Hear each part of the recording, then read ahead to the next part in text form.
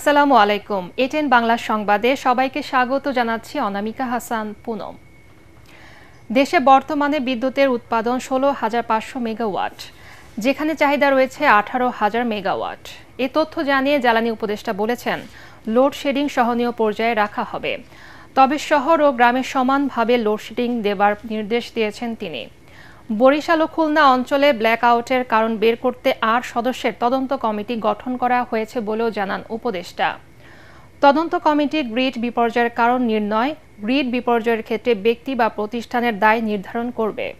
কমিটিকে আগামী 7 কর্মদিবসের মধ্যে সুপারিশ সহ প্রতিবেদন দাখিল করতে বলা হয়েছে। এছাড়া ভবিষ্যতে গ্রিড বিপর্যয় পরিহারের লক্ষ্যে সুপারিশ দেবে কমিটি।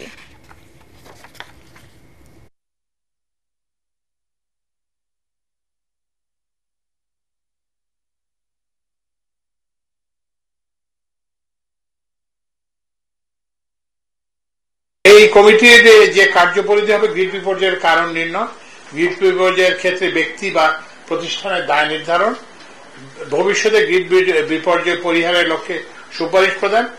কমিটির প্রয়োজনে এক বা একাধিক সদস্যকে প্রয়োগ করতে পারবে এবং কমিটি আগামী 7 কর্মদিবসের মধ্যে, কারণ ওনারা হয়তো ফিল্ডে যাবেন, খুলনাতে বরিশালে যাবেন, কমিটি আগামী 7 দিবসের মধ্যে সুপারিশ সহ প্রতিবেদন দেবে। স্থানীয় সরকার মন্ত্রণালয় এবং যুব ক্রীড়া মন্ত্রণালয়ের উপদেষ্টা আসিফ মাহমুদ সজীব ভুঁইয়ার সহকারী একান্ত সচিব মোয়াজ্জেম হোসেন ও স্বাস্থ্য উপদেষ্টার ব্যক্তিগত সহকারীর বিরুদ্ধে তদবির বাণিজ্যের অভিযোগ তদন্ত শুরু করেছে দুদক। সংস্থার মহাপরিচালক আক্তার হোসেন সাংবাদিকদের এ তথ্য জানান। এদিকে আগামী 15 দিনের মধ্যে 2 উপদেষ্টার এপিএস এবং পিওর দুর্নীতির তদন্ত ও গ্রেফতারের জন্য দুদকের কাছে দাবি জানিয়েছে বাংলাদেশ যুব অধিকার পরিষদ। আগামীতে সকল ভোট কেন্দ্রে সিসি ক্যামেরা ও প্রধান উপদেষ্টা রোডম্যাপ অনুযায়ী নির্বাচন চেয়েছে জামাতে ইসলামী।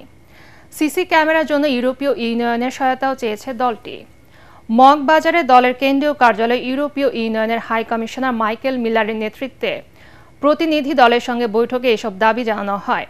এতে জামাতের পক্ষে নেতৃত্ব দেন নায়েবে আমির ডাক্তার সৈয়দ আবদুল্লাহ মোহাম্মদ তাহের। বৈঠক শেষে তিনি বলেন, গণতন্ত্র, সংখ্যালঘু ও নারী বিষয়ে জামাতের অবস্থান ইউরোপীয় ইউনিয়নকে জানিয়েছেন তারা।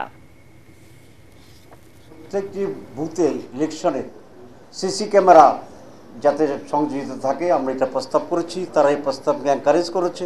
রাজনীতিতে মহিলাদের অংশগ্রহণের ব্যাপারে আমাদের সমর্থন, আমরা বলছি এক্ষেত্রে আমরা খুবই উদার। আমাদের মহিলা পার্লামেন্ট মেম্বার ছিল, এখন আমাদের দলের 43% মহিলা সদস্য আছে। আমরা বলেছি যে মাননীয় প্রধান উপদেষ্টা যে লাইন দিয়েছেন টাইম লাইন নির্বাচনের ব্যাপারে, আমরা সেটাকে সমর্থন করি। আগামী ত্রয়োদশ জাতীয় সংসদ নির্বাচন অন্তর্ভুক্তিমূলক দেখতে চায় international institute for democracy and electoral assistant IDEA। একই সঙ্গে অবাধ, সুষ্ঠু, নিরপেক্ষ নির্বাচনের উপর জোর দিয়েছে প্রতিষ্ঠানটি।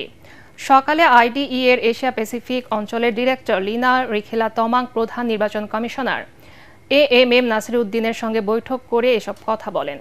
তিনি জানান, সিএসির সঙ্গে আগামী নির্বাচনের প্রস্তুতি নিয়ে আলোচনা হয়েছে। একই সঙ্গে সংস্কার বিষয়ে অগ্রগতিও জানিয়েছেন প্রধান নির্বাচন কমিশনার। বর্তমান কমিশনের দায়িত্ব জনগণের প্রত্যাশা অনুযায়ী নির্বাচনের আয়োজন করা। এর মধ্য দিয়ে দেশের গণতন্ত্র পুনঃপ্রতিষ্ঠা হবে বলেও আশা করেন লিনা রিখিলা তমাং।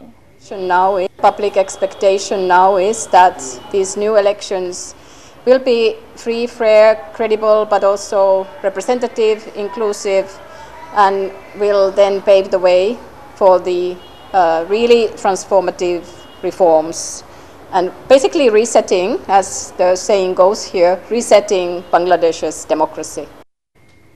পরবর্তী সংবাদ দেখার আমন্ত্রণ জানিয়ে এখনকার মতো শেষ করছি।